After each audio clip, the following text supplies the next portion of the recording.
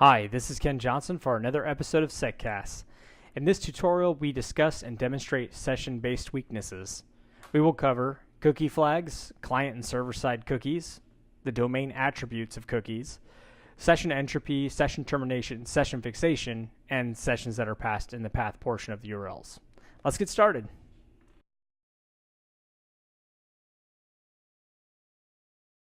In this episode, we discuss two important flags, the first of which is the secure flag. The secure flag is used to ensure that browsers will not send your cookie over an unencrypted or non-SSL channel. This is important as a site could render content over both channels or have left links in its code to non-SSL assets such as images or style sheets, in which case your browser will send your cookie unless the secure flag is used. You can see when we view our cookie that it does not say secure. Additionally, while viewing the response from the application, the cookie value and path are set but not the secure flag.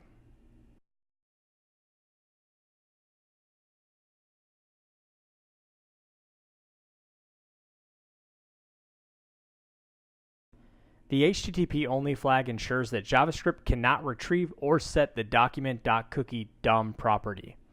As you can see in our application config file, we've set the HTTP-only attribute to false in order to ensure that our cookies will not have the HTTP-only flag set on them. We'll attempt to authenticate to the application. In the response, you can see our cookie, RailsGoat session. It is set and it is missing the HTTP-only flag. We'll go into the application source code and write some JavaScript that shows an alert box containing our cookie. This should be possible because the HTTP-only flag was not used. And we can see that it is. Now, let's comment out the insecure directive, and upon doing so, our application will automatically mark our cookies with the HTTP-only flag. We will now authenticate to the application again, but this time you should see the HTTP-only flag on our cookie within the response. And it appears that our cookie is now using the HTTP-only flag. Notice that the alert box shows up, but the cookie does not. We have successfully protected our cookie from theft by JavaScript, common amongst attacks that leverage cross-site scripting vulnerabilities.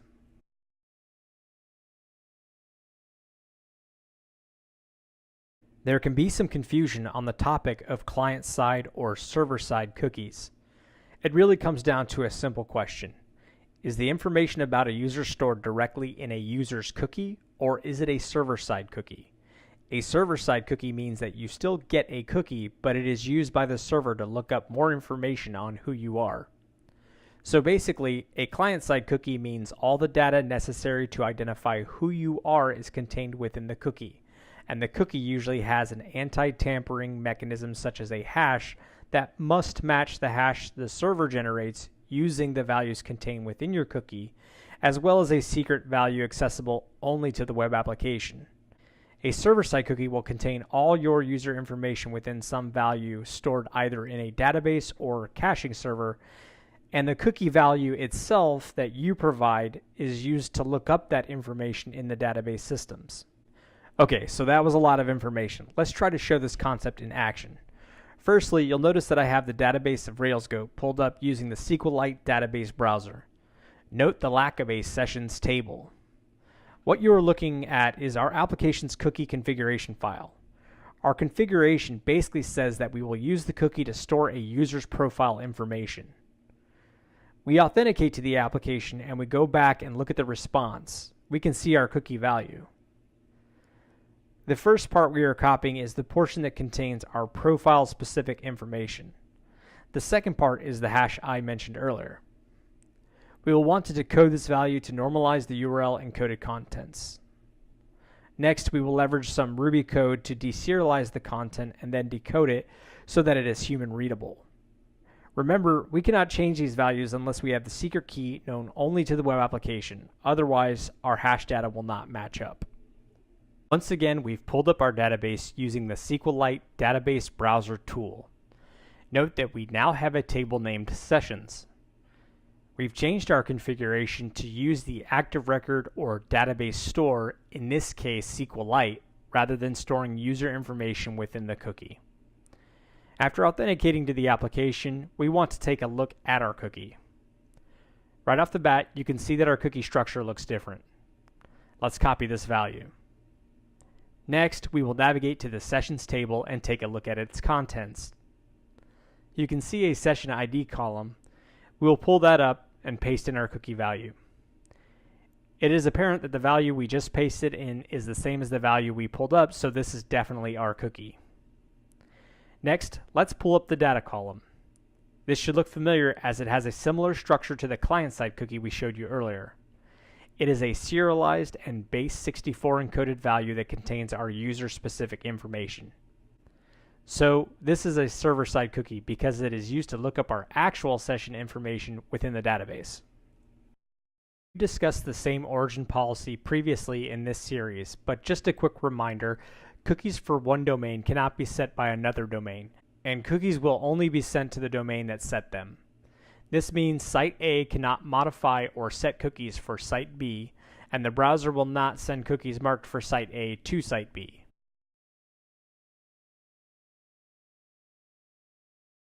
The domain portion of a cookie does not normally need to be set. Often, this is just a simple mistake. Sometimes this is because the developers wanted to issue a cookie that could be used on all subdomains, so they scoped to the parent domain. Imagine a domain of example.com with sites a.example.com and b.example.com. If a developer wanted both subdomains to be able to access the cookie, she or he might set the cookie's domain attributes to example.com.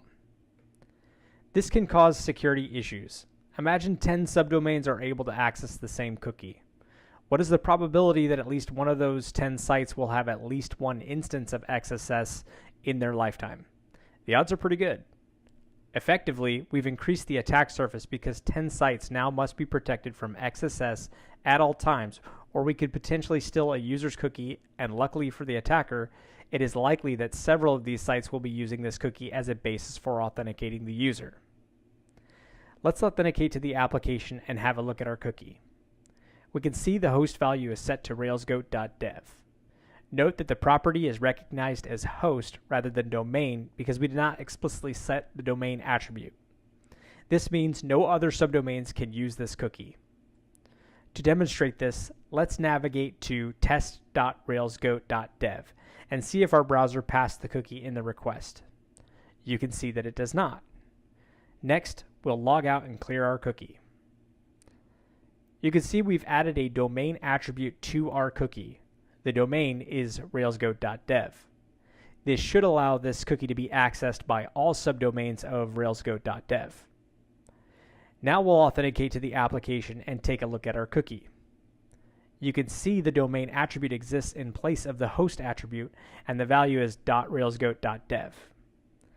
Lastly, let's send a request to test.railsgoat.dev and see if our cookie is passed in the request. And you can see that it is.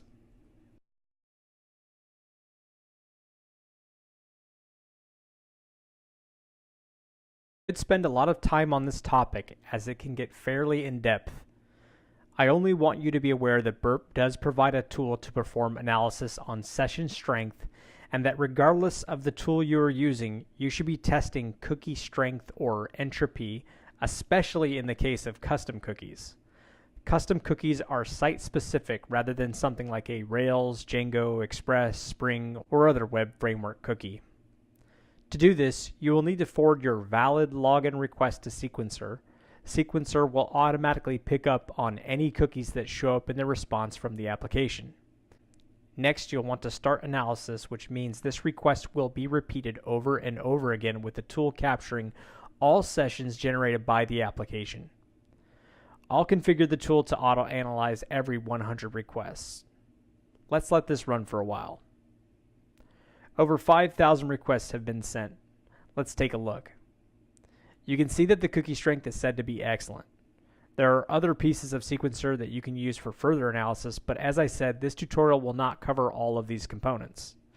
Instead, be aware that custom cookie values are often insecure, more so than those generated by popular web server or web application frameworks or technologies.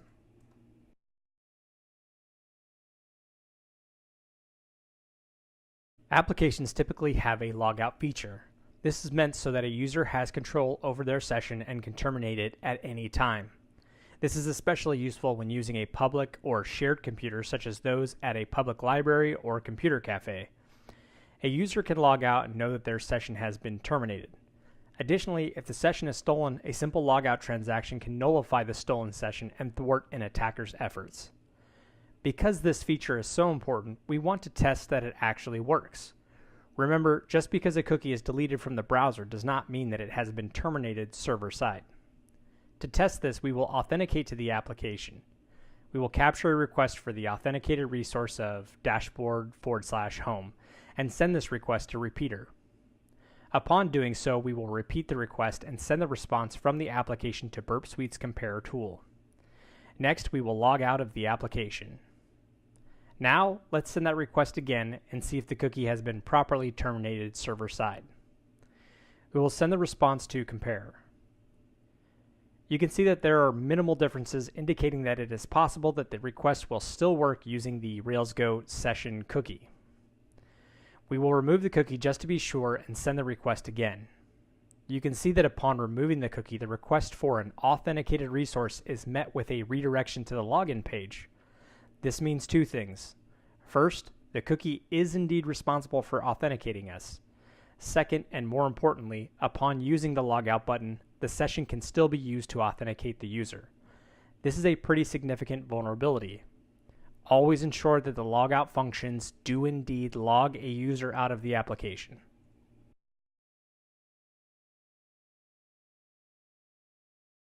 Until now, we've covered a lot of little controls such as HTTP only and what effect that has on JavaScript, as well as server-side cookies. With session fixation, we're going to tie these controls together. Session fixation occurs when a cookie does not change values between pre- and post-authentication. Essentially, if an attacker can receive a cookie unauthenticated and somehow set a victim's browser cookie to this known value, upon login by the victim, the user should have access to the application. Don't worry, we are going to demonstrate this. First, we will show the vulnerability. We send a request to the application, receive a cookie in the response, and send that response to compare. In essence, this is a cookie that we've received while unauthenticated to the application. Next, we will authenticate to the application and review the cookie. Next, you can see that we are redirected to our home path. In the request to this authenticated resource, we see a cookie. We need to send this cookie to compare to see if it has changed pre- and post-authentication.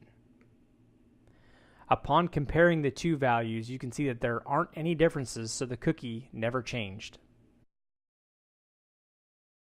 Next, we will show HTTP-only protection and actions so that you have a clear picture of what this flag is doing. The cookie we see here does not have the HTTP-only protection on it, as we've disabled this feature. Next, we will simulate an XSS attack by embedding some JS or JavaScript that is rendered back to us and executed by the browser. The JavaScript is used to set the cookie's value to test instead of the original value that we'd seen previously. You can see that this attempt works because there are no HTTP-only protections on the cookie. Next, we will change our configuration file so that we are serving HTTP-only protected cookies.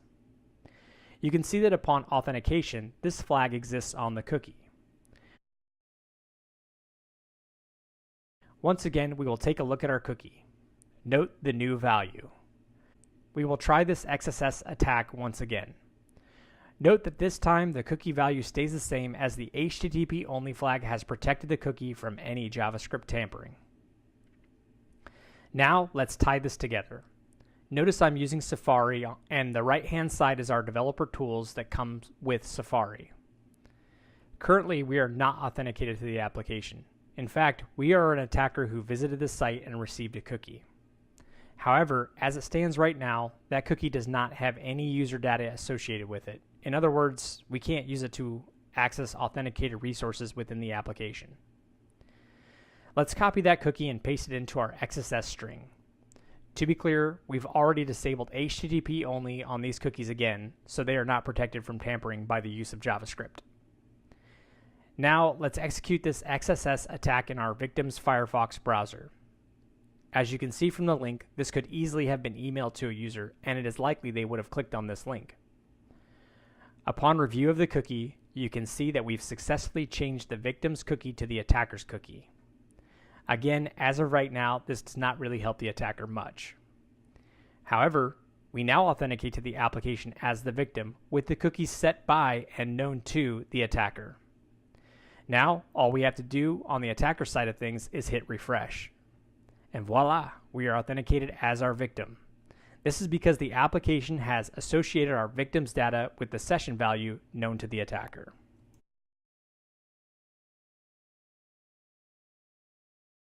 The last thing I'd like to discuss is sessions in the URL. You can see that we pass our RailsGoat session in the path portion of the URL.